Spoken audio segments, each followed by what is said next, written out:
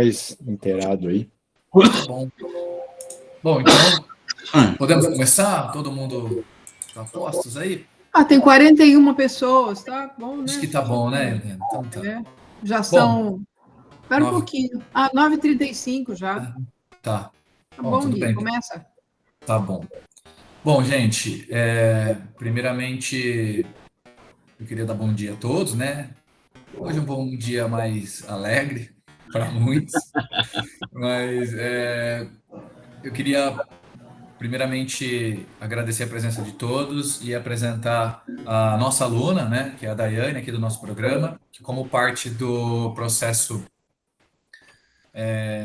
desse doutorado sanduíche, né, no exterior, como parte da documentação e das exigências, né, os alunos que vão, eles precisam retornar e apresentar seminários, demonstrando toda a sua experiência, todo o ganho, né? Então a Daiane vem cumprir também esse papel, da mesma forma que o Gabriel já o fez.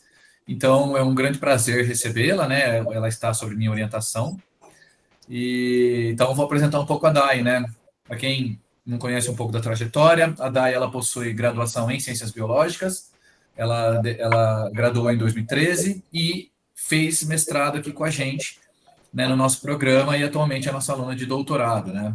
Além dessa posição acadêmica da Daiane, é importante destacar também a grande relevância dela no âmbito profissional, porque ela atuou durante muitos anos como secretária do Meio Ambiente do município de Vista Alegre do Alto, né? E hoje ela até presta algumas consultorias aí para o pessoal, sempre com um olhar muito cuidadoso para essa questão ambiental, né? E levando a esfera ambiental para municípios, né, da região de Vista Alegre e em Vista Alegre, que ela tem esse viés mais conservacionista e, né, marcando um pouco esse território. Então, é um grande prazer receber a Dai aqui. Dai, você fica, por favor, à vontade. Quiser já colocar a sua apresentação, nós estamos aqui para ouvi-la. Então, após a apresentação, a gente inicia com comentários e questões. Vamos ouvir um pouco da sua experiência. Obrigado. Obrigada, Gui, agradeço a apresentação. E, apesar de ser, né, uma exigência a cumprir, eu acho que é importantíssimo esse espaço para que a gente possa compartilhar as nossas experiências e também para estimular que outros alunos, né, tenham essa mesma possibilidade e essa mesma vontade, de repente, despertar, né, a vontade e as possibilidades para que os outros alunos consigam ter a mesma ou melhores experiências igual a gente, né? Igual o Gabriel, igual eu. É um âmbito recente, né? Do PPG. Eu acho que eu fui a segunda a ir para fora pelo PPG. Já tem outra pessoa lá, inclusive no mesmo lugar que eu estou, na mesma cidade. Então, eu acho que é um espaço importantíssimo para a gente e para todos os alunos. É um espaço de oportunidade. O que eu vou apresentar, então, em telas cheias. Se vocês não estiverem vendo, por favor, me avisem.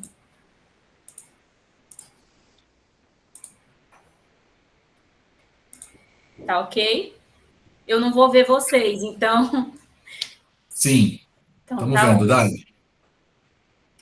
Então, eu vou iniciar aqui falando um pouquinho do meu trabalho acadêmico, para vocês entenderem. Eu achei importante esse contexto, para que vocês entendam, né, qual foi o fio conector que possibilitou com que eu fosse para esse doutorado sanduíche, especificamente para o lugar em que eu fui. Tá? Então, eu sou apaixonada por aves, quem me conhece sabe, trabalho com aves, então eu achei migração, né, luso-brasileira pelos sistemas agroflorestais um título muito providencial para essa apresentação. Eu faço parte do laboratório de ecotoxicologia, como o Guilherme já falou, né, e eu acho que vale ressaltar a importância dessas equipes para o trabalho acadêmico. A gente, enquanto doutorando, a gente faz um trabalho de tese, né? A tese é nossa, mas a construção dela, eu acho que ela precisa ter alguns olhares, e eu acho que o grupo, né, enquanto laboratório, enquanto conjunto de pesquisa, é muito importante, porque senão a gente fica muito enviesado. E a equipe do laboratório teve um papel importantíssimo no meu trabalho, não só pelas discussões que foram muito relevantes, que agregaram demais ao meu trabalho, mas também porque o meu trabalho teve muito trabalho de campo e eles foram comigo coletar dados todas as vezes que foi preciso, eles estavam ali comigo em campo coletando dados, então é um trabalho que eu tenho muito a dedicar a eles, a todos eles. Meu trabalho, especificamente, minha tese, vai ser análise de paisagens multifuncionais, né, e basicamente focando nos serviços ecossistêmicos em sistemas agroflorestais, sobretudo porque os SAFs eles são ambientes multifuncionais, sim, porque não só pela produção de alimentos, mas por fornecer vários serviços ecossistêmicos. E também como o programa já estimula muito sobre isso, já fala muito sobre isso, né? Traz esse contexto dos saberes culturais, isso é importantíssimo. Eu não havia ainda trabalhado com SAF anteriormente, havia feito alguns cursos, havia participado de alguns projetos, mas nunca trabalhado de fato com SAF. Eu tinha, inclusive, participado de implantação de SAF, mas nunca trabalhado dessa forma com um olhar mais acadêmico, né, mais de pesquisa. E eu descobri uma paixão muito grande, sobretudo porque ele vem num momento muito providencial para a gente, né, em que se busca alternativas sustentáveis para a produção, né, para a cultura de alimento e para substituição do uso do solo em alternativa à monocultura, ou até mesmo, né, em caso de reserva legal e utilização da APP em áreas consolidadas também. Então, ele tem se destacado, tem assumido um papel importantíssimo, sobretudo agora, né, nos dias de hoje. Então, está sendo muito gostoso trabalhar com o SAF, está sendo assim, uma redescoberta, vamos dizer assim, desse ambiente, né? Do ambiente do SAF, que eu tinha um olhar assim, um pouco mais distante, tinha um contato um pouco mais distante.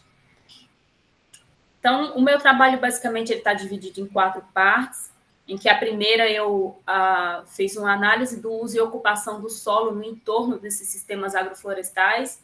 Eu trabalhei com 4 sistemas agroflorestais aqui no Brasil, um em Dourado, aqui próximo a Brotas, outro em Serra Azul, e outros 2 em São Joaquim da Barra, e coincidentemente muito distante da minha cidade. Eu moro em Vista Alegre fica mais ou menos uns 100 e pouco quilômetros de cada cidade, então cada um numa ponta. Então o trabalho de campo ele foi um pouco cansativo, mas esse primeiro capítulo eu trago a importância, né, do entorno e qual que é a influência que esse entorno tem nos sistemas agroflorestais.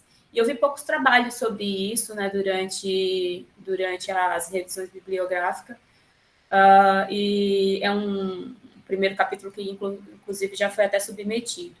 No segundo capítulo, eu trago os indicadores ecológicos, porque em 2021, o governo do estado lançou uma cartilha para monitoramento dos sistemas agroflorestais, sobretudo para aqueles que trabalham com árvore nativa, né, e também para a produção de madeira.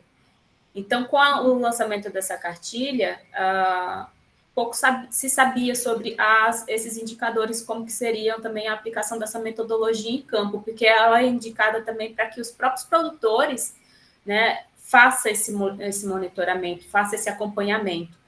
Até porque um dos problemas dos SAFs é a questão técnica, pois geralmente vem através de projetos, né? A maioria vem através de projetos, sobretudo em assentamentos, só que a longo prazo eles são deixados de lado, não tem um acompanhamento, então essa cartilha veio para dar esse norte de monitoramento.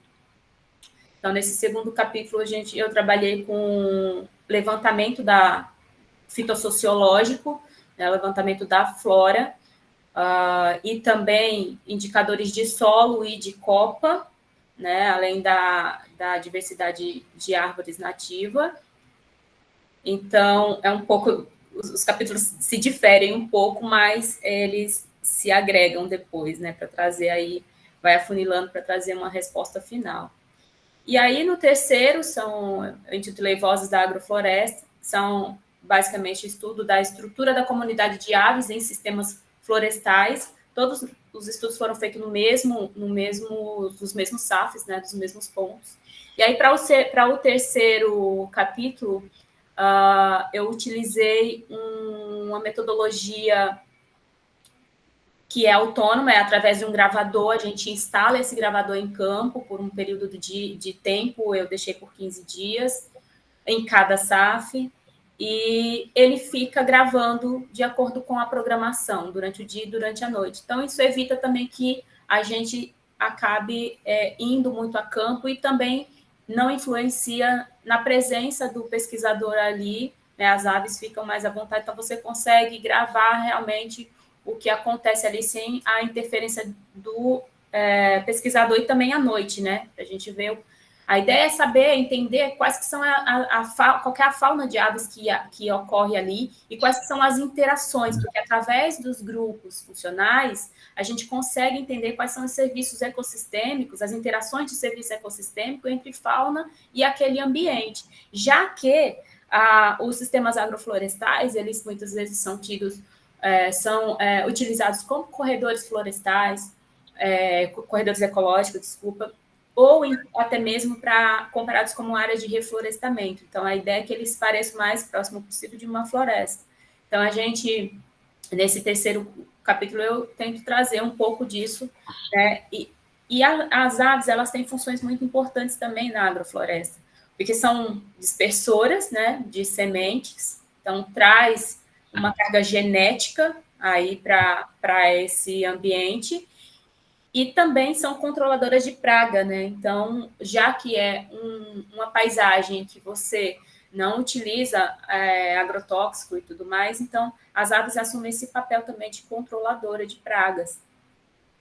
Para esse terceiro capítulo, eu ia também fazer o monitoramento de mamíferos, porém, em um dos SAFs a gente teve uma câmera roubada, em outro SAF não tivemos registros, então isso inviabilizou, né, a gente fazer uma análise mais robusta do trabalho, então eu mantive só aves. E a partir daí, né, surgiu a oportunidade de fazer essa avaliação também de aves, mas também aí deu para fazer mamífero lá em Portugal, que é o que me trouxe aqui hoje para conversar com vocês. Então, vou contar um pouquinho do que me levou até o doutorado de sanduíche, que foi esse quarto capítulo, e um pouquinho dessa trajetória para vocês. Então, acho que o primeiro passo é sonhar. A gente sonhar é o que nos motiva, né? Eu acredito que a gente tem que ter muitos sonhos para que a gente tenha muitos motivos para caminhar. Então, eu tinha muita vontade já de fazer o doutorado de sanduíche.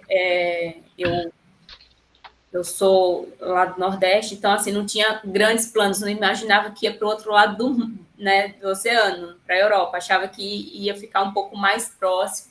Então, foi uma oportunidade assim, meio inesperada para mim. Não imaginava que eu iria tão longe, né? Mas eu tinha muita vontade de conhecer, e de conhecer não somente, né, outro país, mas o sistema ecológico, e isso me encanta muito, a fauna do lugar, né, o ecossistema totalmente diferente, que eu só via em filmes e documentários. Então, eu sempre pensei, né, se um dia eu tiver de fazer doutorado, eu quero ter a oportunidade de fazer parte da pesquisa em outro lugar. Porém, para isso, né, é necessário planejamento. Acho que nada se constrói assim, sem um planejamento adequado. Então, se eu tinha essa vontade, acho que o primeiro passo é entender qual é o passo a passo para que você, se por acaso aparecer a oportunidade, você esteja pronto. porque a oportunidade aparece para quem já está se preparando. Então, eu acho que um conselho muito válido é se prepare, porque quando a oportunidade bater na sua porta, você tem que estar pronto, nem que seja com um projeto pensado, o que você faria, né, se acontecesse. Então, já era algo que eu queria, então eu já pensava sobre. Mesmo que não fosse acontecer, isso tinha que estar, pelo menos, planejado na minha cabeça. Então, os contatos, eles são fundamentais para que isso aconteça. Eu tive a sorte de ter as 3 Terezas na minha vida, que a Tereza Ábido foi o meu primeiro contato com a agrofloresta, inclusive.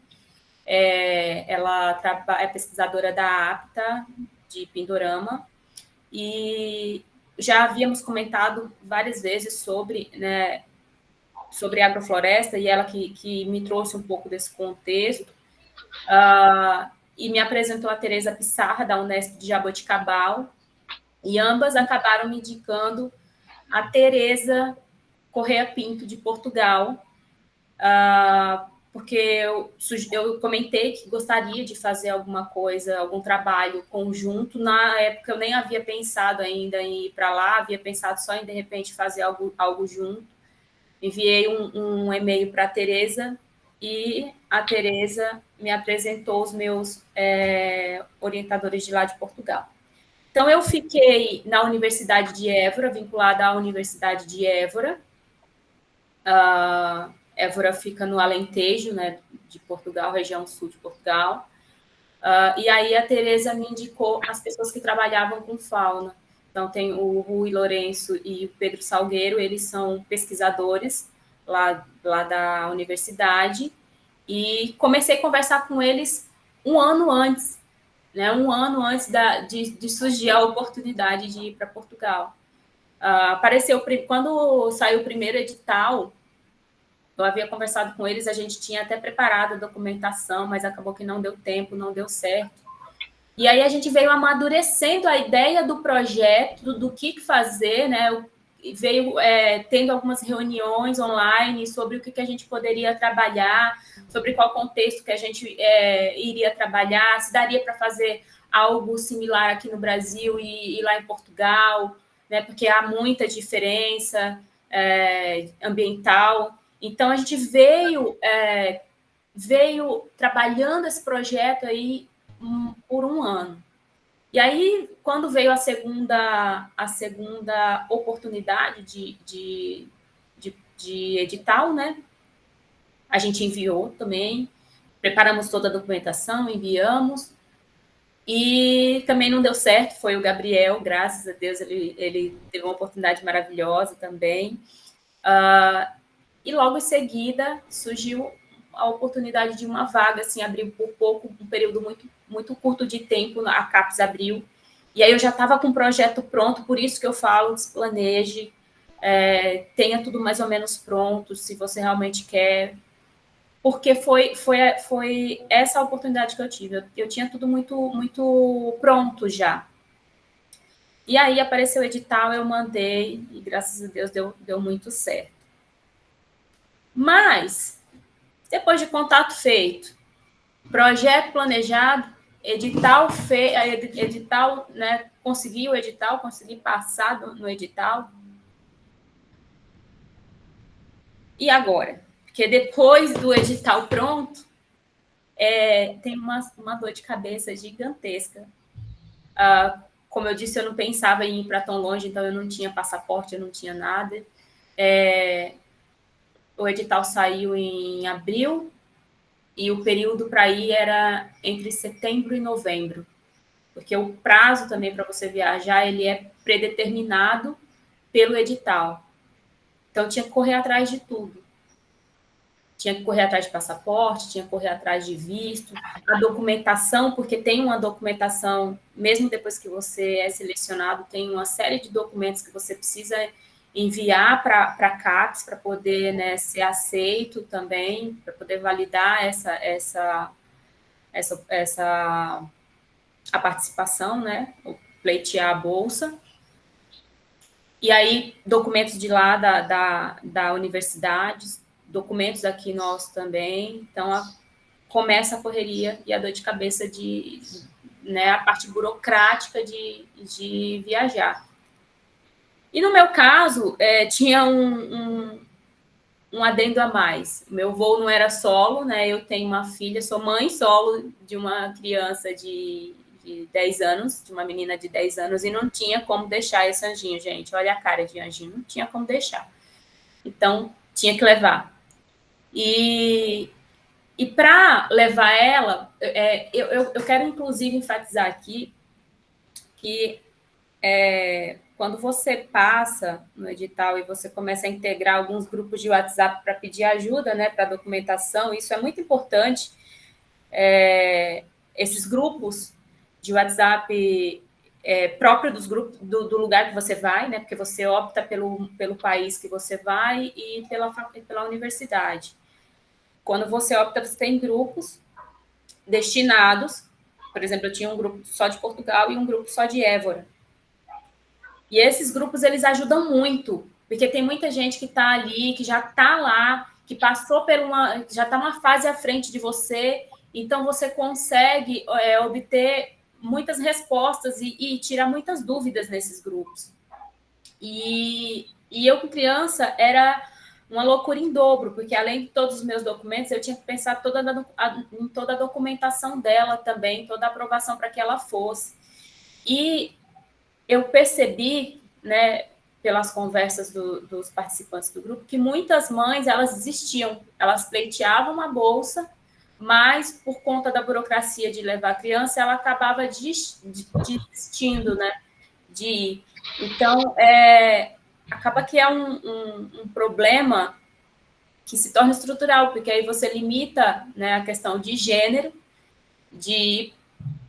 tanto que lá você vê que tem muito mais homens do que mulher, e as mulheres são muito mais novas, ou seja, sem filho.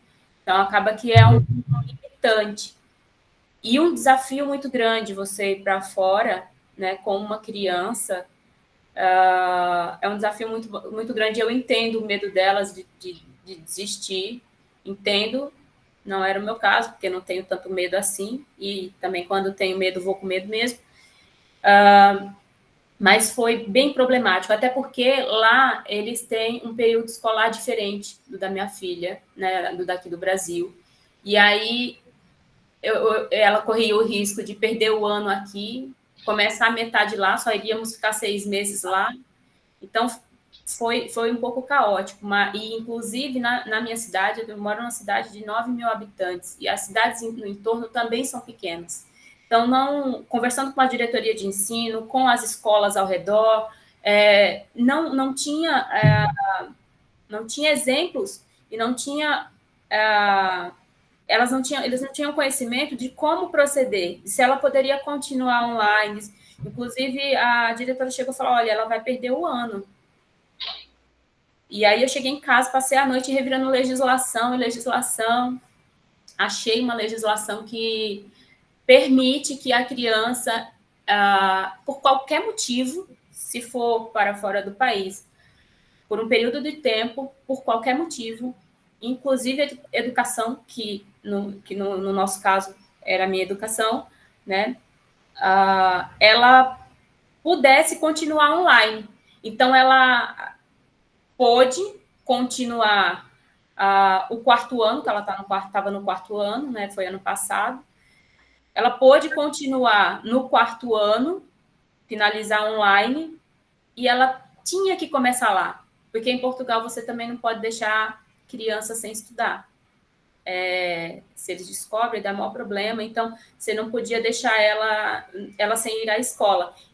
E também, para eu fazer meu trabalho de campo, para eu poder trabalhar, ela tinha que estar na escola. Então, eu também tinha que conseguir escola lá. E esses grupos me ajudaram muito, porque, inclusive, eles têm um grupo para mães. Eu coloquei no grupo se tinha alguma mãe com criança lá, e uma mãe me mandou no particular. Ela foi com o marido, ele fez mestrado em música, e acabaram ficando lá. Ela tem 2 crianças, uma da idade da Sá e outra mais velha. E aí ela foi me orientando, olha, eu tenho uma escola aqui perto, se você quiser eu mando contato. E ela foi me ajudando, foi um anjo, assim, na minha vida.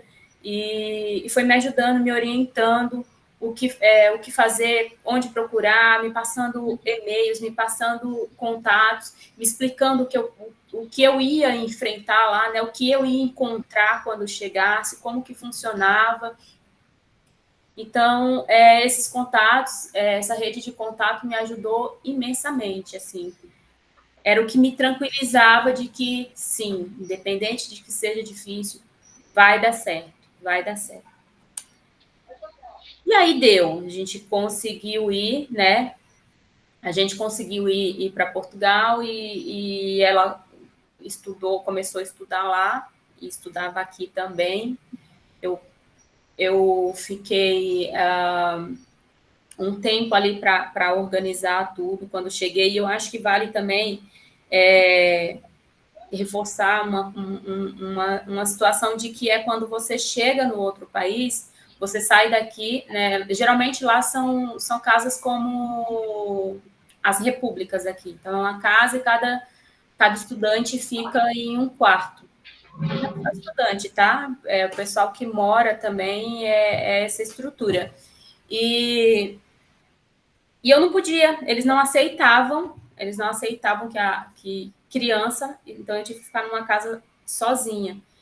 Nessas casas que são com estrutura tipo república, já tem tudo, já é mobiliada, tudo. E eu cheguei de surpresa na casa e não tinha nada. A gente chegou à noite, não tinha copo, não tinha garfo, não tinha colher.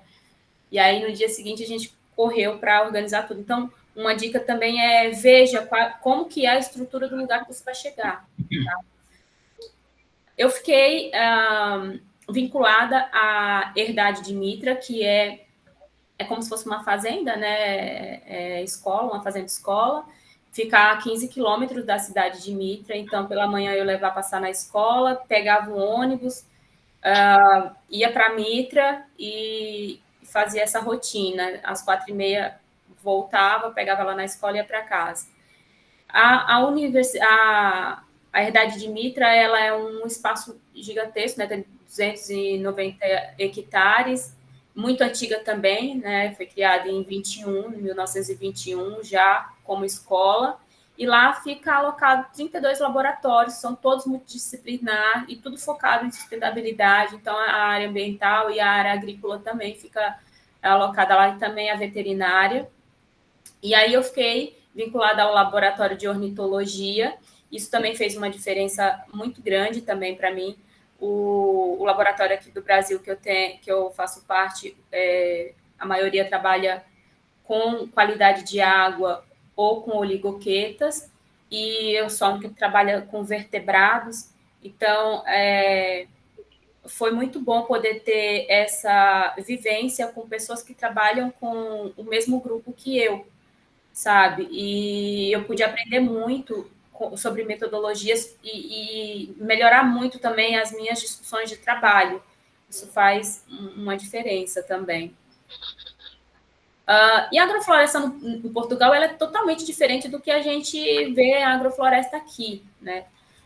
Esse mapa de uso do solo, por exemplo, ele traz que Portugal ele tem 8% da superfície coberta por agrofloresta. E aqui, olha, em territórios artificializados, que no caso são municípios ou qualquer edificação, é 5%, então é menos do que o que tem lá de agrofloresta.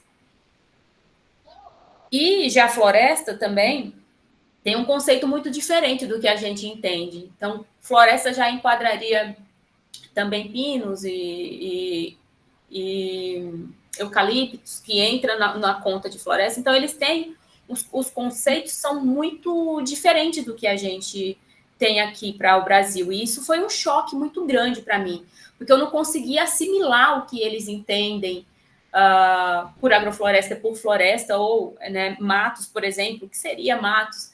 E eles me explicavam, eu falava, nossa, então eu acho que é um pouco parecido com o que a gente tem de cerrado ou de caatinga, algo mais baixo, e não era.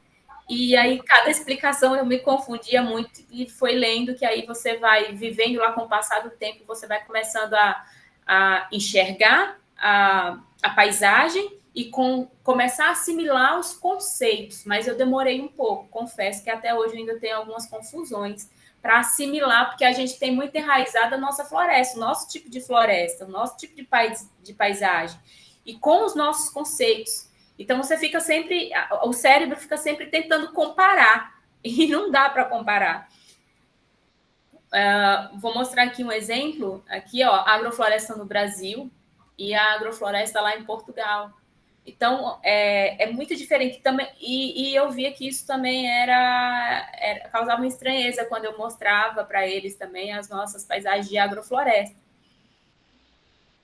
Então, a agrofloresta lá, segundo o DGRT, a superfície de agrofloresta ela constitui a consociação de culturas temporárias e ou pastagem, e ou cultura permanente. E aí, com espécies com um grau de cobertura superior a 10%, é o que eles consideram, né? E aí, nesse contexto, eu trabalhei não só, mas também com o montado, que é o que ocupa, né, a maior parte ali do país, principalmente ali na região sul.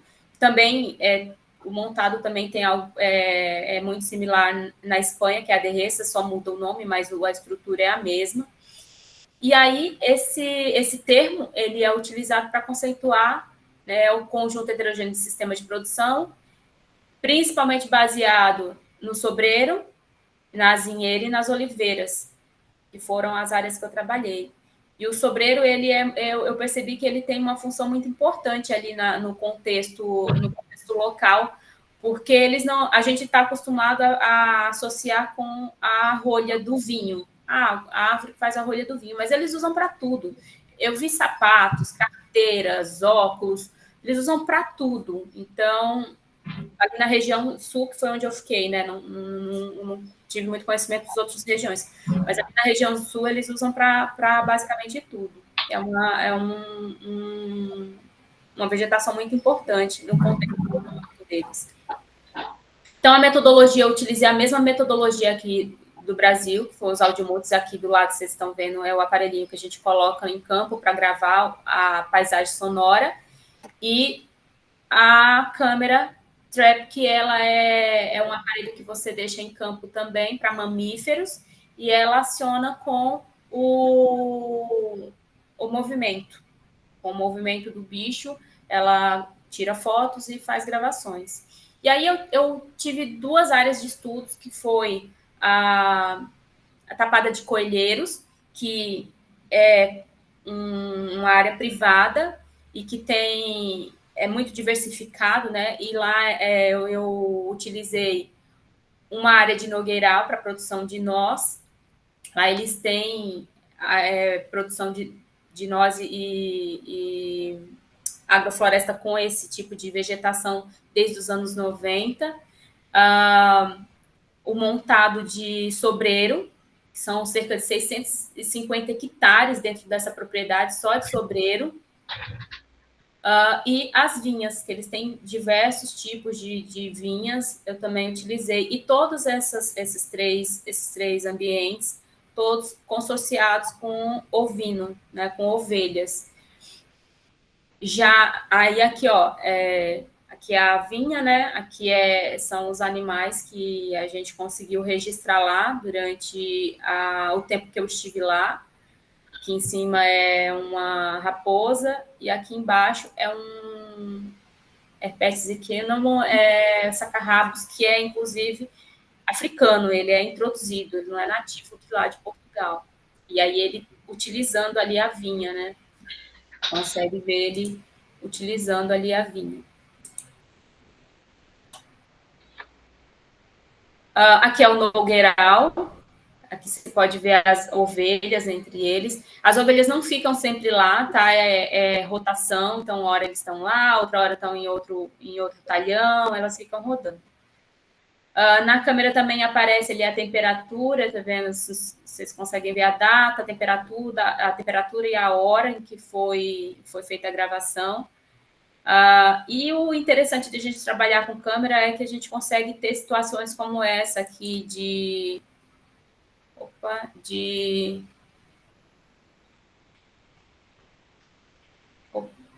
Acho que eu passei um pouco demais. Aqui embaixo, onde tem o bútil, que é a águia de asa redonda, que ela está predando alguma coisa ali embaixo. A gente consegue identificar, mas ela vem, preda e voa. A gente consegue observar também o comportamento desses animais em campo. Aqui é a área de sobreiro, né, o sobreiral lá. Então, é estranho, causa muita estranheza para mim, porque é só uma espécie. Então, você tem uma área enorme com uma espécie só de flora. E a gente está acostumado a ter diversidade nas nossas agroflorestas, né? Então, isso causou muita estranheza. Outra coisa que, assim, eu tive que me adaptar foi a identificação dos bichos. Eu tive ajuda lá, né, dos pesquisadores, mas a cada vez que eu ia para campo, eu coletava, então eu tinha, assim, cerca de 3.000 imagens para poder avaliar. E aí, aos poucos, eu fui conhecendo a carinha dos bichos, fui conseguindo identificar. Aqui em cima tem uma fuinha, né? Aqui embaixo era um texugo. E aí você começa a ter que identificar só por partes do bicho. Começa a ver tanta imagem que você começa aqui é um veado vermelho, a identificar, tive ajuda para identificar esse, mas pelo menos os mais comuns, porque lá ele tem uma diversidade muito menor, né, do que aqui no Brasil. Enquanto aqui no Brasil a gente tem uma diversidade de mamífero gigante, aqui nessas áreas eu identifiquei somente 14 espécies de mamíferos. E eram sempre as mesmas. E eles falaram que estava num número bacana. E a segunda área foi na herdade da Mitra mesmo, lá onde eu já estava e onde eu ia todos os dias. Foram 3 áreas também. Essa é uma área de olival, né? Essa não tem interferência de pecuária, não tem pecuária. Esses equipamentos, os audiômetros ficaram 15 dias lá também, e as câmeras não, ficaram todo o período em que eu fiquei lá. Eu não sei se vocês puderam ver, mas aqui na lateral era uma raposa com um coelho na boca. Passou com o coelho na boca. Então, são situações muito bacanas de ver. As câmeras, elas possibilitam, né, que você tenha esses contatos. Aqui do lado, o javali, né, que está lá, não é tão problemático quanto para a gente, né? E aqui, novamente, né, em outra área super longe, mas, novamente, uma espécie que não é nativa de lá, mas já entra lá nos atlas deles, né, de tanto tempo que eles permanecem lá, que eles já estão lá. É como o nosso pardal. Está tanto tempo aqui que a gente já meio que já fala que é nosso, já coloca como fauna nossa. Aqui é uma área de montado de sobreiro também. Embaixo a gente vê uma raposinha, um javali. Aqui em cima é bem interessante, é um gaio. Essa ave, ela meio que planta as sementes. Ela enterra as sementes, então ela ajuda na dispersão de semente e na regeneração também. Aqui já é uma área de montados, só que com vaca, sobreiro com vaca. E aí você vê a diferença, né, das imagens durante o dia, das imagens durante a noite, ou de algumas imagens, como eu falei aqui, do lebre europeu, que é esse Lepus granatensis, que às vezes, depois de um tempo de você ver as imagens, só em bater o olho, você já reconhece o bicho. E aí, novos aprendizados que eu tive lá, eu estava trabalhando aqui com uma plataforma que demandava muito tempo. Eu precisava treinar essa plataforma, né, inserir os campos das aves, porque aqui, só durante 15 dias de coleta, eu tive mais de 7.000 arquivos para avaliar. Então, a gente utilizava uma plataforma que você inseria os campos das aves que você queria, e essa plataforma, através de IA, ia lá buscar e identificar os padrões, né, de sonogramas, padrões sonoros, para falar, olha, esse canto aqui parece com esse aqui, então é a espécie tal. Só que você tinha que subir espécie por espécie que você queria comparar e buscar lá dentro daqueles 7.000. Já lá, eles me mostraram essa plataforma, que foi a que eu usei depois que eu vim de lá, que é a BirdNet Analyzer, que você insere só a coordenada e a própria plataforma ela já faz uma varredura em todos os dados. Lá em Portugal, eu tive mais de 12.000 arquivos só de aves, né, fora os de mamíferos. Então, ela busca em todos os arquivos que você coloca lá e já dá a lista das espécies prováveis que foi encontrado, inclusive com o dia, o horário que ela cantou, a confiabilidade daquele resultado e o segundo exato em que ela canta dentro daquele minuto gravado. Então, foi um achado para mim, porque eu ia passar meses aí trabalhando em cima desses 12 mil dados e mais dos 7 mil meu aqui do Brasil, e isso assim faz em 10 minutos. Depois eu só preciso limpar os dados, né, fazer a confiabilidade, mas, nossa, foi um ganho muito grande para o meu trabalho, sabe? E para além da metodologia, né, para além dessas ferramentas também, conhecer as aves de lá, conhecer a ecologia, a ave mamífero, né, a fauna de lá, enriquece muito a nossa visão enquanto pesquisador, porque você começa a sair de uma bolha, né, você tem uma visão muito de bolha, e aí você sai nossa, tem muito mais coisas, tem comportamentos diferentes. E um ecossistema, que o que me pegou muito foi a paisagem muito diferente do que eu era acostumada a ver, né? Algo que eu só vi em TV e poder ver, parecia que eu não estava acreditando no que meus olhos mostravam. Apesar que a nossa é exuberantíssima, né? Mas quando você vê algo assim diferente que você não está acostumado a ver, e aí eu focava muito mais na paisagem do que nas outras coisas, né? Prédios e, aliás, monumentos e tudo mais. Eu sempre estava com esse olhar, nossa, olha essa árvore, nossa, olha esse campo, nossa, olha essa estrutura, olha esse bicho. Então, foi revelador para mim. E, para além disso, também eu acompanhei algumas pesquisas, né? Eles têm um monitoramento a longo prazo de aves migratórias. Eu pude participar, acompanhar dessa coleta de fauna, até porque o comportamento da fauna de lá é totalmente diferente da nossa. A nossa a gente consegue chegar mais perto, ver mais de perto. As de lá não, elas são totalmente avessas a contato, assim, ver um ser humano, eu já vou o mais rápido possível. Era quase impossível ver os bichos, ver detalhes dos bichos. Então, poder acompanhar também as coletas de campo também foi muito bacana. E eles recebem também alunos de ensino médio, alunos de graduação, e a gente pôde acompanhar também, eu pude acompanhar. Para além disso, também tem os trabalhos de caixa de ninho, que eles instalam caixa de ninho para algumas aves poderem se reproduzir, né, para aumentar o sucesso reprodutivo daquelas aves, né, com direito, inclusive, a carro atolado e tudo mais. Foi muito bacana também ver. Aqui no Brasil a gente tem alguns projetos como esse, mas eu ainda nunca tinha visto de perto, né, só em palestras e tudo mais. Poder ver como que é a metodologia que eles aplicam, abre um leque assim de possibilidades para o futuro. E, para além disso, teve também as experiências culturais. Eu acho que eu já estou quase estourando no tempo, né? Mas já está acabando, gente. As experiências culturais foram muito boas também, né? Évora é uma cidade muito antiga, a Universidade de Évora é a segunda mais antiga de Portugal, então lá tem uma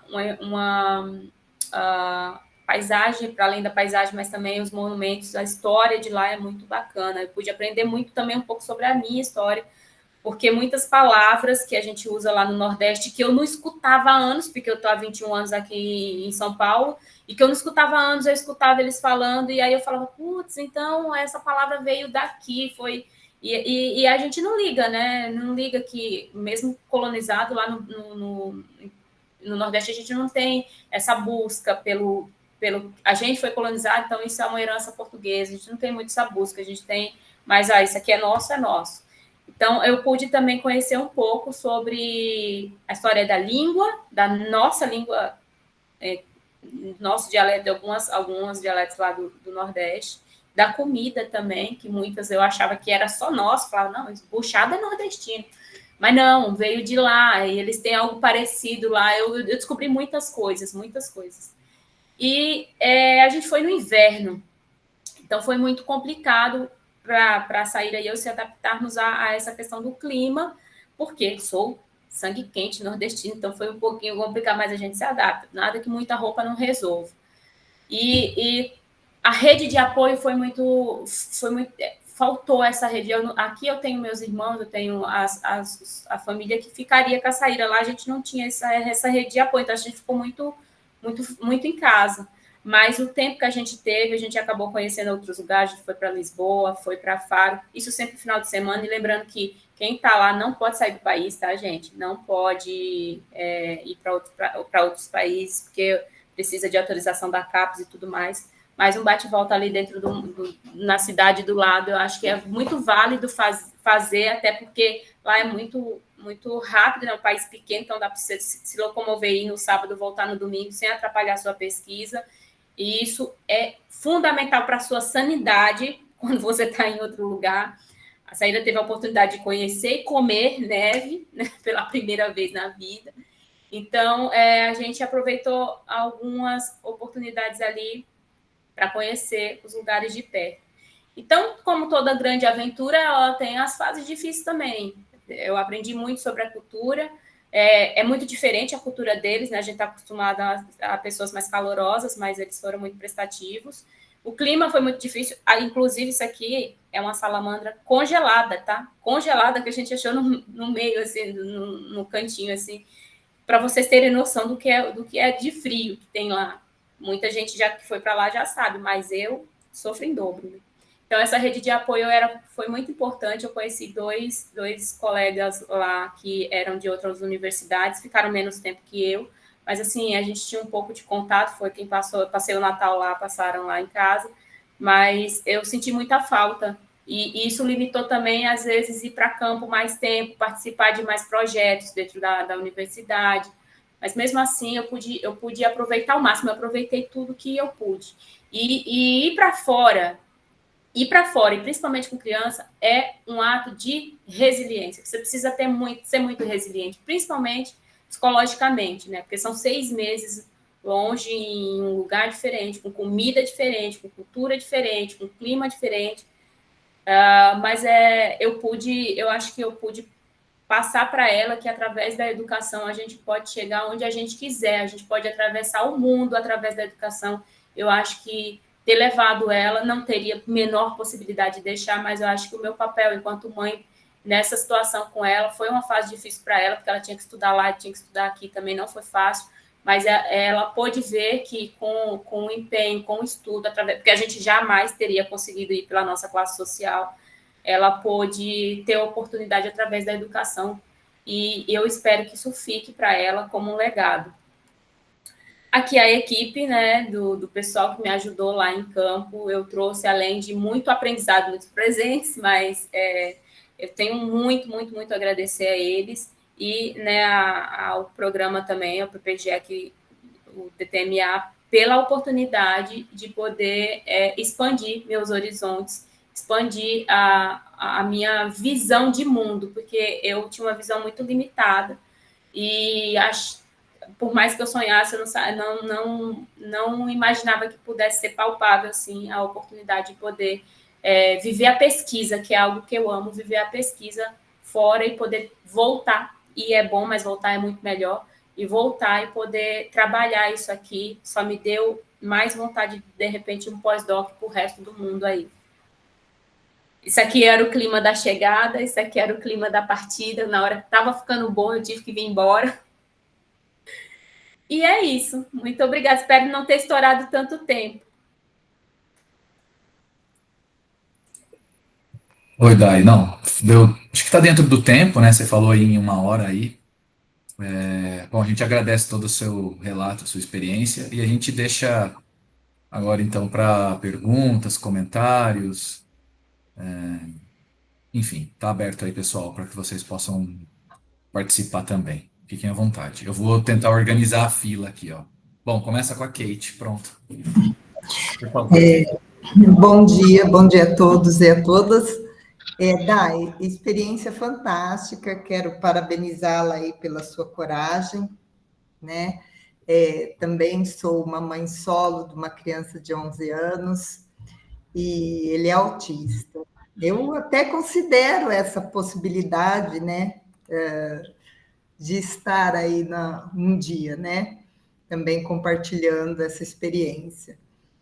mas o que eu gostaria de saber de você agora é porque nós estamos com um colega nosso, né, da nossa turma, que é o Ederson, o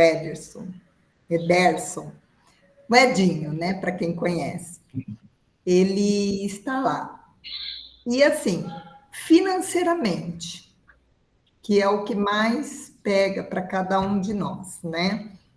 A gente acha tudo muito bonito, só que a gente sabe que quando chega lá, às vezes a bolsa oferecida, ela não é suficiente para aquele momento. Você teria, assim, uma ideia do gasto real que você teve do seu bolso para documentação, estadia, né? Enfim, né? Outros gastos que você precisou arcar com isso, que a bolsa não cobriu? Uhum. Ó, a bolsa não cobre documentação, visto, passaporte não cobre, mas ela cobre muito bem, ela cobre passagem, cobre alimentação, estadia e seguro saúde, que é importantíssimo. Eu precisei fazer consulta, inclusive com a Saíra, né? Não, aliás, não cobre da criança, tá? Cobre só de você. Mas eu precisei, inclusive para mim, e eu fui super atendida. Inclusive, eram médicos do Albert Einstein, que atendiam online. Fiz vídeo chamada. E super resolveu. Agora, sim, eu percebi que alguns editais, eles dão adicionais para mães, dependendo da idade da criança. Ele tem adicionais. Nesse que a gente tem, não tem adicional. Não tem adicional para a criança. E isso também eu acho que é importante, muito importante, né? Para essa questão, para quem vai levar filho. Mas se você for só, ela dá muito bem para se virar. E para cidades que são tidas como alto custo, tem um adicional da bolsa. Tem a bolsa e mais um adicional para cidades de alto custo. Mas a alimentação lá é muito barata, é que depende também do lugar que você vai, né? Se você vai para a América do Norte, por exemplo, eu ouvi falar que a bolsa não dá, mas ali em Portugal você vai gastar muito eu gastei o dobro com estadia, porque eu não podia ficar eu tive que ficar numa casinha separada por conta da privacidade da minha filha, e você ganha em privacidade e você paga um pouco a mais. Eu pagava o dobro do que os meninos pagavam lá. Então, se eles gastavam 280 de aluguel, eu pagava 500. E outra, para você segurar a casa, eu tive que pagar um mês antes, um mês a mais, né? Eu fui em novembro, eu tive que pagar outubro para poder segurar o lugar. O Edinho, ele está na mesma cidade que eu. Inclusive, eu indiquei alguns lugares para ele. O lugar que ele está, inclusive, se eu não me engano, eu fui para tentar ficar lá. Era apartamentos isolados também, mas não aceitavam crianças. Mas, assim, para alimentação dá muito bem, porque a alimentação lá é extremamente barata, muito barata. Foi uma das coisas que me surpreendeu. Então, em Portugal dá para se virar muito bem com a bolsa, se você é sozinho. Como eu estava com a Sá, deu, só que eu tive que fazer, eu fazia também, trabalhava algumas coisas aqui no Brasil à noite para poder complementar a renda, sabe? E também porque se você quiser fazer algum passeio, alguma coisa, que você não vai ficar preso dentro de casa, né? Senão você pira, aliás, mesmo saindo você pira, mas eu fazia alguns bicos de noite em home office, né? Porque eu trabalho com consultoria ambiental, então eu conseguia, eu falava assim, enquanto for dia no Brasil, eu estou trabalhando em Portugal. Então, às vezes, eu parava de trabalhar 9 horas da noite, 10 horas da noite. Aí eu chamava, isso aqui é uma visita lá para minha filha ver neve. Eu não gostei, mas ela gostou, rolou na neve, comeu a neve, tomou banho na neve. Então, aproveitei. Foi 3 horas à noite trabalhado que valeu a pena. Então, se você se organizar, dá certo sim. É só você não querer viver como europeu, viver como um bom brasileiro, bem regrado. Mas dá sim. Bota a mochila nas costas e dá um jeito. E come bem, tá? Come bem com a bolsa. Beleza, obrigado, Dai. Agora, na listinha aqui, temos Margarete, por favor. Bom dia, Dai. Primeiro, agradecer pela troca aí da sua experiência fantástica. E você trouxe uma palavrinha que eu gosto muito, que é a questão da coragem para enfrentar isso, né? E a resiliência.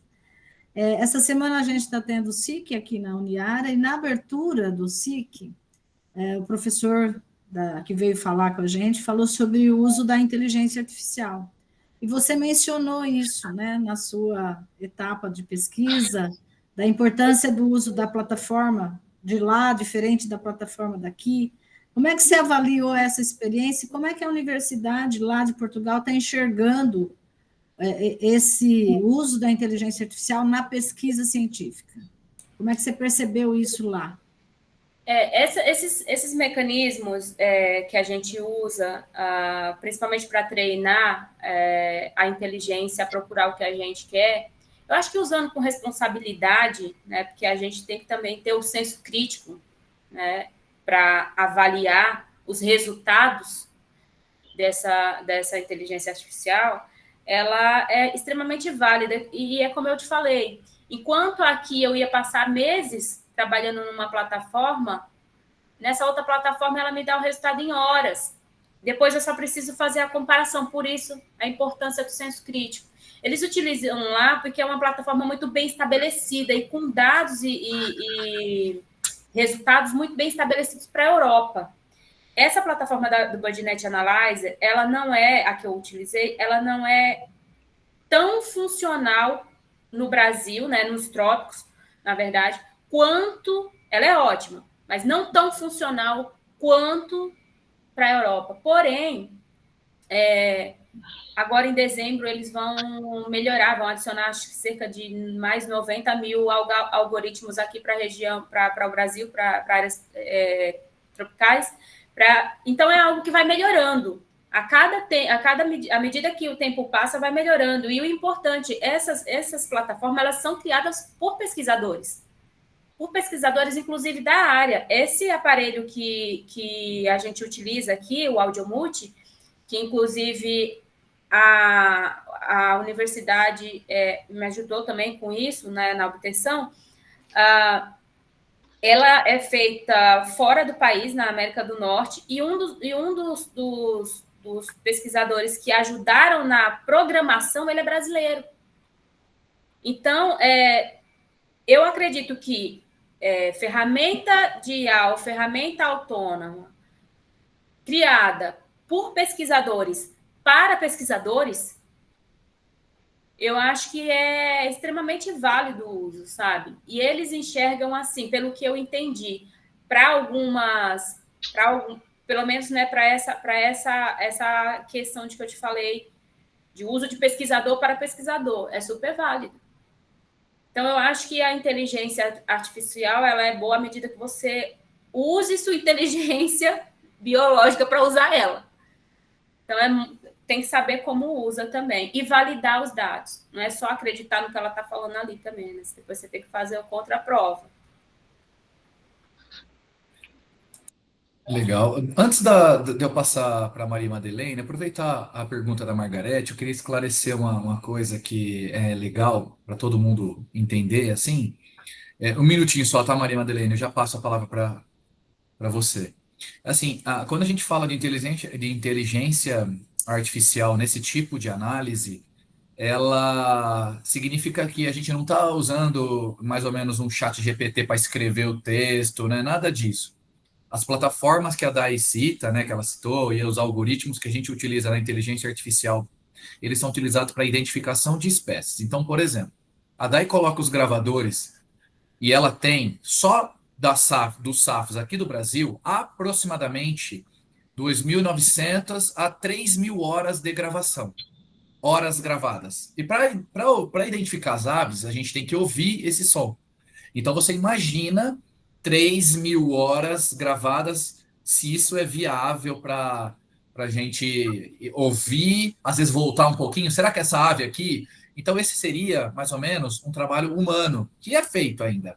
Muita gente faz isso. Essa é uma metodologia de pesquisa válida para caramba, gravação de canto de aves, e depois a expertise dos especialistas é de saber qual ave que é ouvindo, né? O que a inteligência artificial faz? Ela tem uma biblioteca de cantos.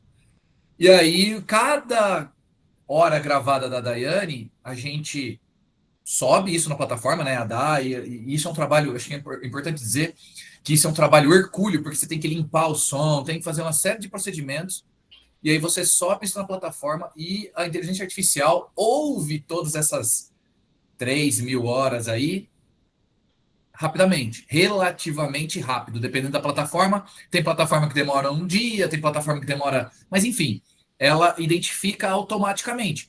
Isso não significa que tudo está resolvido, né? O pesquisador depois tem que revisar mais ou menos esses resultados para saber se as aves que a plataforma identificou, elas ocorrem realmente naquele lugar, porque às vezes ela identifica um canto, a inteligência artificial também tem falhas, né? Ela tem uma porcentagem de acerto, mas ela tem uma porcentagem de falha.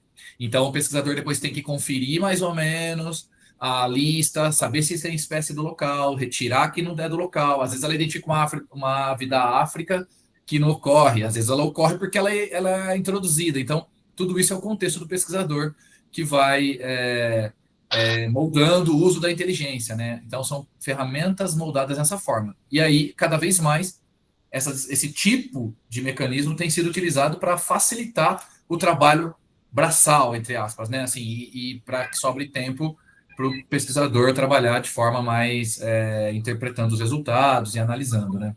Então, é só para a gente contextualizar, e a pergunta da Margarete é muito legal por isso. Tá? E economicamente, então, né, Gui? Porque aí você também... E economicamente viável, porque você não precisa estar indo para campo toda hora, gastando... Exato, isso minimiza horas de campo, porque muitas vezes os pesquisadores vão a campo e ficam carregando o gravador lá. Agora você tem um gravador autônomo que fica lá gravando as horas, depois você vai, troca o cartão de memória, troca a bateria, e isso, né, vai embora. E esse dado de inteligência artificial, rapidamente, isso é usado para várias áreas, não é só para identificar ave. Tem lugar, por exemplo, aquele projeto lá do Pantanal não, desculpa, de Foz do Iguaçu, a gente está monitorando, né, o professor Márcio, o nosso grupo faz parte, está monitorando, por exemplo, a ocorrência de tiros no meio da mata, para saber qual é a pressão da caça na conservação de algumas espécies de cervos e onças, etc. Então, porque o gravador identifica os cantos das aves, mas também identifica tiro, né? Bom, enfim, é isso. Então, agora eu passo a palavra para Maria Madeleine, por favor. Bom dia. Parabéns, Daiane. Olha, foi uma coragem muito grande, viu? Eu postei aí também. E você enfrentou o desafio da melhor forma possível, com coragem, apesar do medo, né? E o teu trabalho foi muito importante. Parabéns o teu orientador também no apoio, né, o Guilherme, o professor Guilherme. E minha pergunta seria a seguinte: tá certo que você conheceu um campo novo, né, um espaço novo, um território novo em Portugal, né, para fazer o teu trabalho. E pergunto o seguinte: como você vai fazer a comparação com o que você está estudando aqui no Brasil, nos biomas do Brasil? É uma dúvida que eu tenho. O fio conector, na verdade, não é o ecossistema em si. São serviços ecossistêmicos. Porque os serviços ecossistêmicos prestados lá, eles ocorrem lá e eles ocorrem aqui. E as aves, no caso lá, aves e mamíferos, eles têm funções ecológicas parecidas. Então, uma ave que faz controle de praga, que se alimenta de insetos lá, não é a mesma espécie, mas a gente tem espécies de aves que fazem controle de insetos aqui. Então, é uma função ecossistêmica. Uma ave de espessora de semente, ou, por exemplo, o gaio lá que eu mostrei lá no vídeo, ele enterra e ele planta novas árvores, né? E uma das coisas que acontece nas agroflorestas de lá, um dado interessante, é que as aves são milenares lá, né? Então, você tem aves que estão lá para sempre, enquanto a gente tem muita árvore, eu falei aves, né? Árvore. Enquanto aqui, numa agrofloresta nossa, geralmente a gente põe mais pioneira, então as árvores pioneiras ela tem um tempo de vida relativamente menor do que uma clímax, por exemplo. Enquanto lá uma oliveira vai décadas. Então, você tem ambientes estruturados há muitos anos lá. Então, os serviços ecossistêmicos, eles podem ser o fio conectores. Obviamente que eu não vou comparar o ambiente, mas eu posso dizer, olha, nesse ambiente ocorre tais funções, ocorre tais serviços ecossistêmicos, e as funções das aves são essas, através das guildas tróficas, né? Tipo, se ele é frugívoro, se ele é onívoro, qual que são as funções dele ali dentro. Então, você consegue fazer essa discussão muito bacana. Você consegue trazer esse fio conector para as duas pesquisas. Eu só faço um acréscimo. Isso aí serviria muito bem na agroecologia. Sim, na verdade, a agrofloresta, a agroecologia estão ali do ladinho, né? Perfeito, obrigada. Por favor, Gilberto. Primeiro, parabenizar a Daiane, o professor também. Minha pergunta é assim, você conhece o aplicativo Merlin, que é um aplicativo no celular, Merlin, e o que você pode falar dele? Deixa eu ver o nome aqui dele. Merlin Birdit. Você conhece? Sim, conheço, utilizo. Você pode falar dele? Tá. Recentemente nós tivemos uma aluna de IC que trabalhou com aves também, ela é da veterinária, a Malu é orientanda do Guilherme, e eu ajudei na orientação. E ela trabalhou numa área de cerrado aqui em Brotas, só que não tem conhecimento de fauna, assim, de planto. Então, o Merlin, ele é um aplicativo para celular que ele identifica através do canto, tá? Então, você baixa e ele funciona sem... Isso também, olha que bacana essa questão da inteligência artificial também. Ele funciona sem internet. Então, você vai com o canto, né? Você coloca lá o gravador, ele já identifica que ave que tem. Ele teve umas atualizações que deixou ele tá um pouco a desejar. Ele já foi melhor. Ele era mais sensível a alguns sons e ele identifica... Eu acho ele muito funcional. Muito funcional.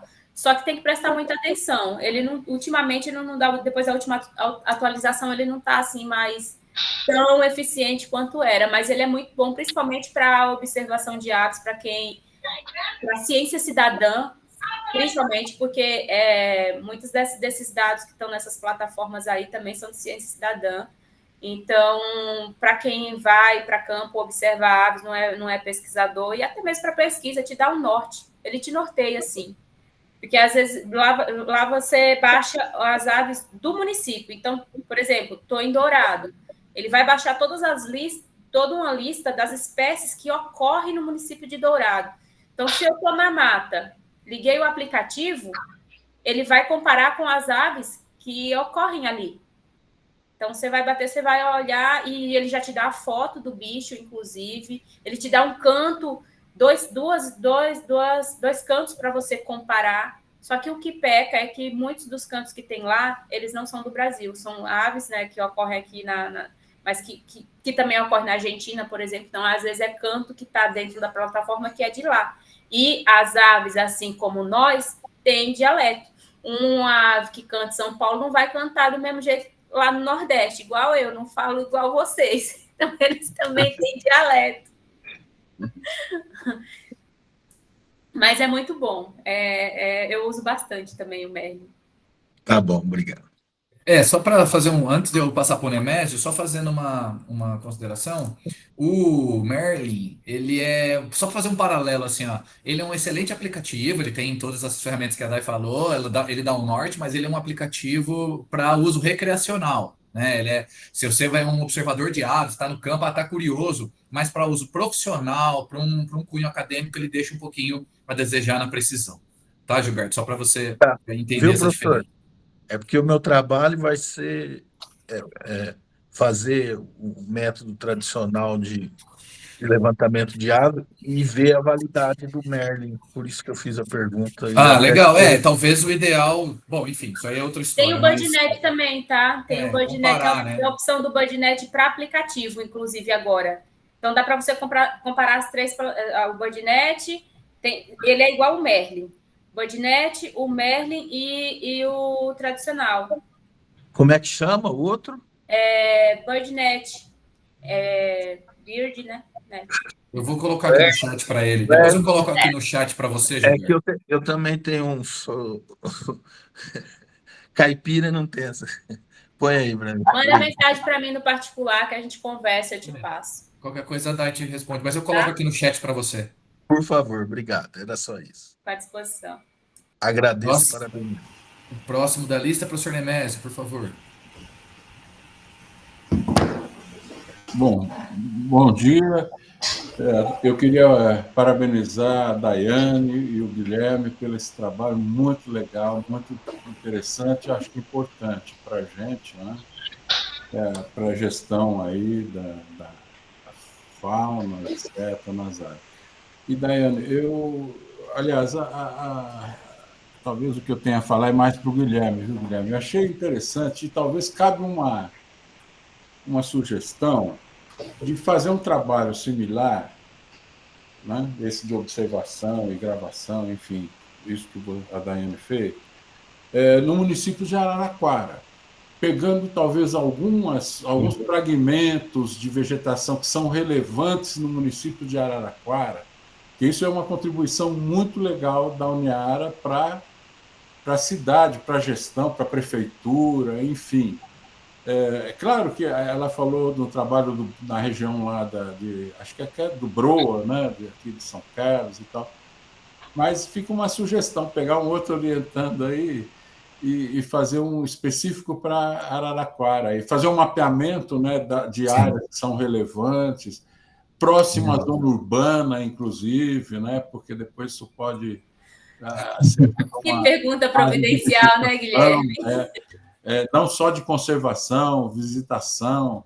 Sim. A gente está trabalhando com o Parque do Basalto, lá tem uma vegetação interessante e que tem um parque contíguo ali também, do Pinheirinho, né? Então, tem umas áreas interessantes em Araraquara. Então, era isso. Mas, nós estamos dando risada aqui porque eu já sabia que você ia fazer essa colocação, já sabendo, já prevendo isso. Nós, inclusive, a gente fez uma reunião ontem sobre isso e nós estamos com uma bolsista já fazendo isso. A gente aprovou a última iniciação científica que nós aprovamos, é a Ana Beatriz. Ela vai trabalhar justamente fazendo exatamente isso, monitorando. Instalamos em campo ontem. É verdade. E ontem foi a primeira saída de campo para instalar os equipamentos em áreas verdes do município. Nós vamos fazer a comparação de áreas verdes, lógico, com um determinado porte dentro da área urbana e comparando com as áreas verdes afastadas. Então tem Parque do Basalto, tem Parque do Botânico, tem Parque Infantil, tem, enfim, a praça na frente da Uniara, enfim. Nós temos e áreas afastadas para a gente ver justamente a importância dessas áreas verdes, dentre outras coisas, a importância das áreas verdes como dormitório e para a gente entender um pouco da redundância funcional que essas áreas verdes ocasionam nessas comunidades, né? Que não só de aves, né? Porque esse gravador, a gente consegue programar o espectro dele, pode pegar até alguns mamíferos, pode pegar especificamente morcegos para a gente ver a incidência de espécies diferentes, né? Enfim. Esses gravadores eles têm uma função absurda, vieram para nos ajudar bastante nessa análise de comunidade, e já prevendo a sua pergunta, né, Mestre? A gente já está com essa situação organizada, inclusive, como a Dai já falou, eles foram para campo ontem instalar os gravadores, e a bolsa saiu agora, né, depois do meio do ano, a gente organizou tudo, né, estamos correndo atrás de autorizações municipais para poder usar algumas áreas, já protocolamos tudo, está caminhando. Então, essa sua sugestão veio muito a calhar, né, Mestre? Aliás, o Guilherme está amando trabalhar com um bicho grande, né? Esse é um pouco da oligoquia. Fazendo um contraste com os macroinvertebrados, né, Guilherme? Mas, Daiane, e outra coisa, fazer um negócio desse lá na Caatinga, viu? Você que é de lá. Porque a gente acha que a Caatinga é muito pobre, é área, não tem nada. Tem uma biodiversidade muito rica. E essa é outra coisa legal também. Ir lá para cima para pegar uma área de Caatinga típica e fazer um trabalho também. Professor, só fazendo uma observação, recentemente, agora no mês passado, nós levamos 3 trabalhos para o Congresso Nacional de Ornitologia, e, inclusive, é extremamente importante a participação em eventos como esse, levar o nome da Uniara para eventos como esse, e também fazer uma observação. A maioria das pessoas que fizeram o doutorado de sanduíche ou que estão em congressos de porte nacional são de Universidade Federal. E isso eu sinto muita, sabe? Eles sempre, a primeira pergunta que eles fazem de que Universidade Federal você é? Não, não sou de Universidade Federal, sou da Uniara. Mas você se formou em qual universidade? Não me formei em universidade, me formei em uma faculdade. Então, você percebe que parece que é muito nichado, tanto lá fora, quanto, né, na participação nesses eventos. E aí, durante a apresentação, um dos pesquisadores foi conversar comigo e falou, olha, eles estão com um trabalho muito parecido com o seu, e vão fazer na África e vão fazer aqui na Caatinga. Converse com o professor, vou te passar o contato para vocês, de repente, entrar em contato e ver o que dá para fazer. Então, esses eventos é fundamental para levar, né, o nome da Uniara, o PPG, como, né, multidisciplinar, mas também para o conhecimento dos alunos, porque sempre volta com muito contato, sempre volta com parcerias. E eu percebo que lá fora, eles têm muitas parcerias entre universidades, pesquisas entre universidades. Eu acho muito importante isso, sabe? Muito bom. Inclusive, não só, né, no de ornitologia, mas esse ano também, depois que eu voltei de Portugal, a gente também já levou 4 trabalhos para o maior congresso de observação de aves da América Latina. Nós levamos 4 para lá, no Avistar, né, e 3 agora para o Congresso Nacional de Ornitologia. Bom, sobre o lance da troca, eu já faz tempo que eu não trabalho só com os oligoquetos nem macrovertebrados. Já tô entrando em várias áreas aí. Agora minha especialidade, como eu acho que praxe de todo mundo aqui dos orientadores, a gente nem sabe mais o que a gente é, né? Então, esse negócio de trabalhar só com oligoqueto, eu não faço isso faz tempo. Agora eu trabalho só indicadores, meu indicador, tudo. Indicador social, indicador, enfim, é isso. Acho que o Léo está na lista, né? Léo, por favor. Eu me perdi na lista aqui, gente. Desculpa se eu errei aqui. Eu estou na lista também, tá? É o Léo, depois eu a acho que a Vera. Vera primeiro. Não tem problema, pode falar, Léo. Na minha lista está o Léo em segundo, a Vera em terceiro aqui mas tudo bem, pode ser, Vera, vai lá. Tá. Então, Vera, deixa eu perguntar primeiro, que a minha é bem rápida e tem a ver com o que o Guilherme acabou de falar. O Guilherme, a minha preocupação é em relação a como que vocês estão deixando esses gravadores aí nesses lugares, porque eu já tive esse problema com sondas, né, de monitoramento de água e é complicado. Ô, Léo, assim, esses gravadores, eles têm uma capinha, hoje, né, vem uma capinha. Os primeiros, a gente comprou só o gravador e a gente colocava dentro de um plástico transparente próprio, assim, e fica preso na árvore, às vezes esconde, às vezes, né...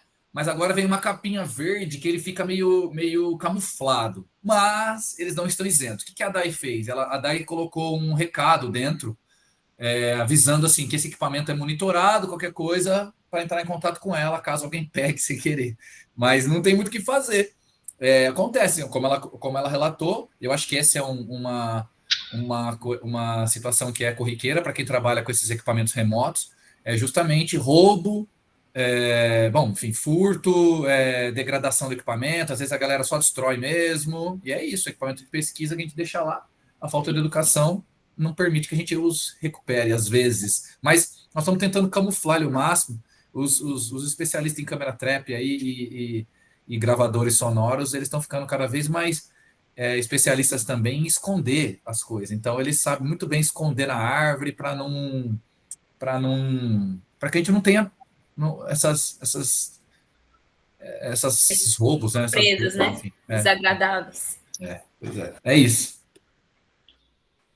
Mas aqui dentro da cidade, a gente buscou tipo ocos de árvores, sabe? Ontem a gente pôs em duas praças e uma área de mata, uma mata ciliar. A gente colocou em ocos de árvores, tentou camuflar, colocava algumas folhas lá, e sempre olhando para ver se não tinha ninguém por perto, né? Meio que disfarçando ali, a gente estava em 3, né?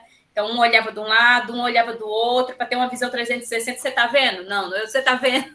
Então, sempre assim, mas é um risco não só, né, de roubo, mas também de danificar o aparelho com umidade. A gente cuida para colocar sílica também para absorver a umidade.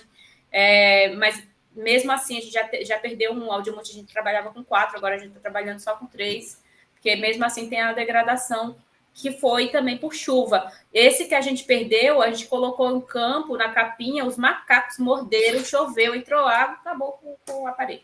Então, acontece. E é uma realidade dos aparelhos serem importados, né? Essa é uma coisa importante de dizer. São todos importados, então a gente paga em dólar e a gente tem poucos equipamentos, né? A galera, muitos grupos de pesquisa trabalham com 20, 30 equipamentos. A gente tem 4, né? Enfim. Tem 3, né, agora? Nós temos 4 e 3 funcionando, então tinha 4, resumindo. Vera, por favor. Beleza. Bem, bom dia a todos. Eu queria dar os parabéns, assim, muito sentidos, muito fortes para a Daiane e para o Guilherme. Eu acho que você deu uma lição de como conciliar as coisas, como é possível conciliar. E eu fico muito, muito feliz de vocês estarem levando o nome do curso para outros lugares.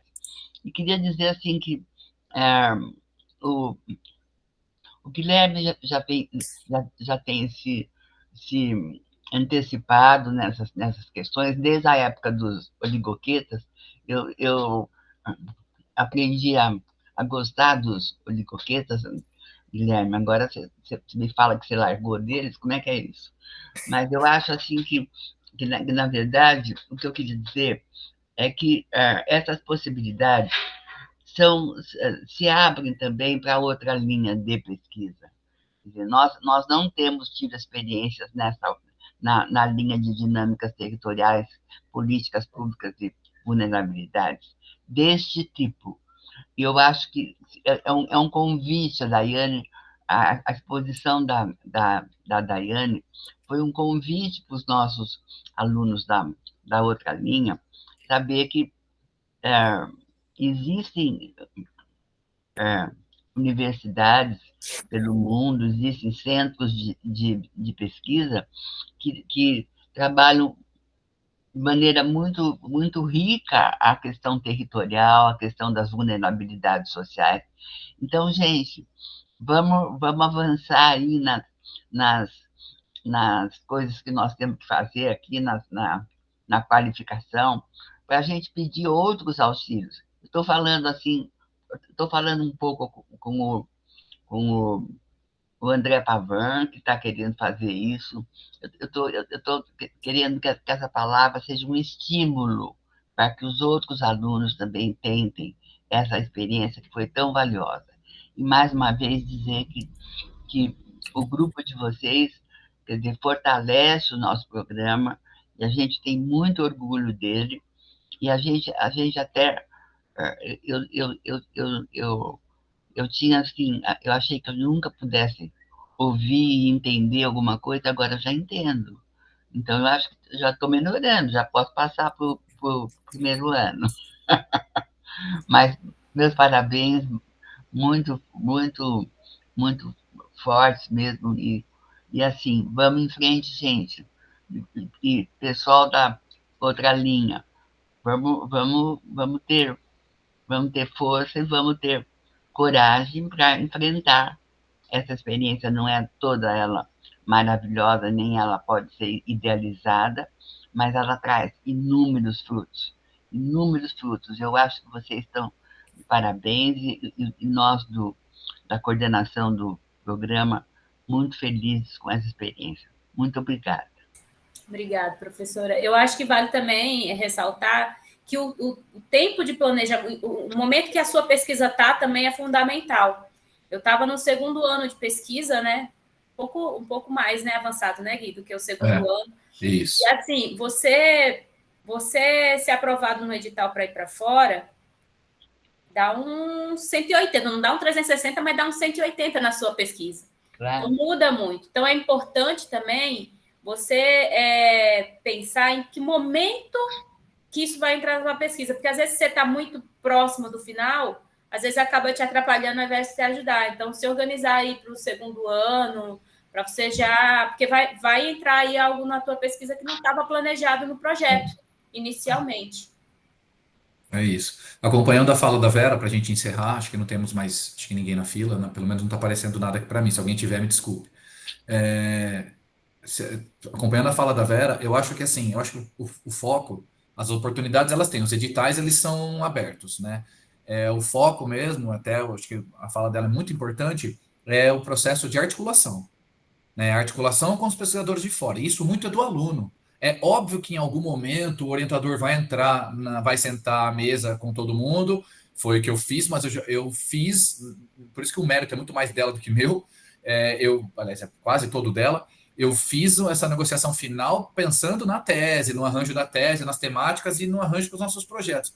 Mas a organização, planejamento e articulação com os eventuais orientadores de fora, quem fez sempre foram os alunos, né? Então, por exemplo, no caso do Gabriel, ele que foi buscar a Simone e o Antônio lá de Portugal, a mesma coisa a Dai com o Raul e com o Antônio também, né, Dai, se não me engano, o outro, como chamou o outro mesmo? Rui e Pedro.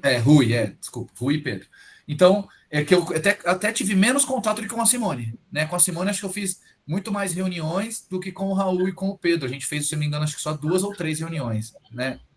Mas, em algum momento, eu tive que entrar para conversar, para negociar essa parte do cunho acadêmico. Mas as articulações, elas são mais dos alunos mesmo. Então, eu acho que a fala da Vera é muito importante para que, né, independente da linha, que a galera comece a se articular e também, óbvio, entender que momento que está a sua tese, para que não seja um fardo, né? Tem que ser uma coisa que venha contribuir, não que venha a ser um fardo. Um aluno de terceiro para quarto ano de doutorado, eu não sei se é o melhor momento.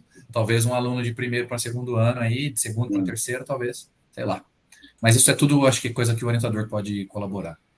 Beleza? Alguém mais tem alguma colocação? Só fazer um merchandising aqui, né? Que eu vou fazer a minha quali agora, é dia 18 de novembro.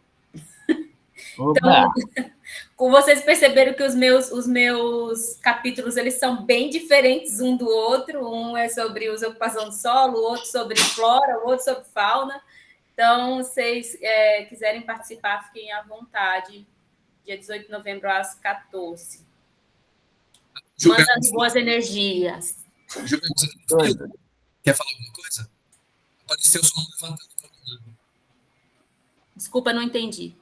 Não, o Gilberto apareceu para mim aqui com a mão levantada. Acho que tá sem querer, né, Gilberto? Tá fechado Foi seu sem querer, microfone. professor. Foi sem querer. Beleza. Nada. Obrigado. Beleza. Imagina.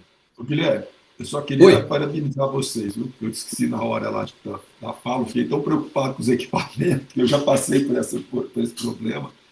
Parabenizar aí a Daiane e vocês aí pelo trabalho. Obrigada, professor. Mais